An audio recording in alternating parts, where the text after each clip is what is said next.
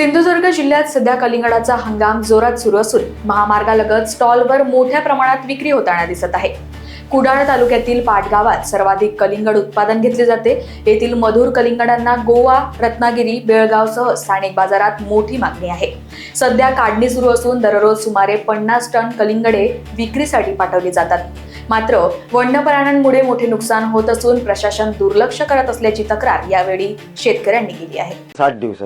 60 दिवसामध्ये आम्ही साधारण गणपती गेला सप्टेंबरमध्ये की साफसफाई चालू करतो। म्हणजे पहिले औषध मारणं, कट्टर मारणं, त्याच्यानंतर ट्रॅक्टर आणून पूर्ण हे नांगरून वगैरे केल्यानंतर हे आपले मर्चिंग करतो।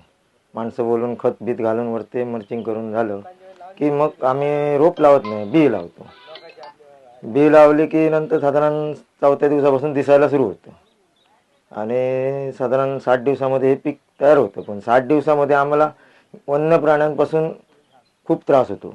खूप त्रास म्हणजे आता बघितलं तर तुम्ही आता इथे आलात, बघितलं या ठिकाणी किती खाली आहेत ते। आता रात्री पण आमच्याकडे खाऊन गेले गौरडे असे। पण गौरड्यांपासून संरक्षण किंवा हे डुकरं वगैरे म्हणजे रानटी जनावरं खूप त्रास देत आहेत आम्हाला।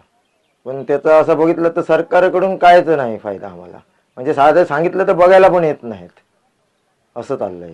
पाटगावामध्ये मोठ्या प्रमाणात शेती केली। पाटगावामध्ये म्हणजे जे आता या ठिकाणी पहिली दिवाळी झाल्यानंतर पहिली कलिंगड सुरू होतात ना, ही आमच्या पाटगावामध्ये मराठवाडीमध्ये आमचे जवळजवळ मराठवाड्यामध्ये आम्ही परब आहोत, ते मराळ आहेत, राऊळ आहेत, हे सगळेजण आम्ही कलिंगडाची लागवड करतो मोठ्या प्रमाणात।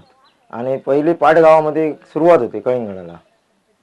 कुठे जास्त करून आता तुम्ही जास्त करून म्हणजे आमचे व्यापारी म्हणजे विठ्ठल लांबर बांधायचे ते येतात, त्याच्याबरोबर किशोर कुबल येतात, हे आमचे या ठिकाणी घेऊन जातात। साधारण म्हणजे आता इथे आपल्या ह्याच्या सावंतवाडी पूर्ण म्हणजे धारापासून पुढे तिथून गोवापासून आता रत्नागिरीपर्यंत ते पाठवतात। गोव्याला सध्या मोठ्या प्रमाणात जातात। पहिली काय आपलं नाव रामदास विजय परब, पाटमरा। कलिंगड तुम्ही विकत का घेता? तुम्ही खरेदीदार आहात, काय सांगाल? पाटगावामध्ये कसे कलिंगड एकदम गोड येतात। एकदम सुरुवातीला पाटगावात माल तयार करतात लोक, जबरदस्त मेहनती लोक आहेत इथे।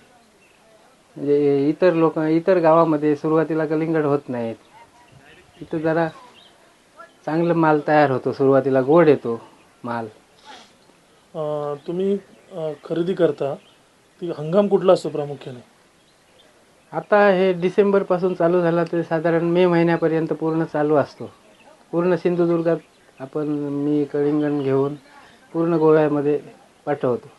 गोव्यात कसा गोव्यात पूर्वी नामदारी चालायची, अंकोला, कारवार तिकडनं यायची, उडपी वगैरे ती कलिंगड।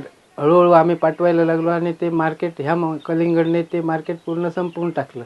कलिंगड ऑगस्ट चालायला लागला। आता पूर्ण गोव्यात नामदारी कलिंगडला कोण विचारत नाही, हे चालतं। हे पूर्वी 10 वर्षापूर्वीपासून मी पाठवायला लागलो तेव्हा पहिली 8 दिवसांनी एक गाडी खपायची गोव्यात। आता दिवसाला 10 गाड्या तरी गोव्यात जातात।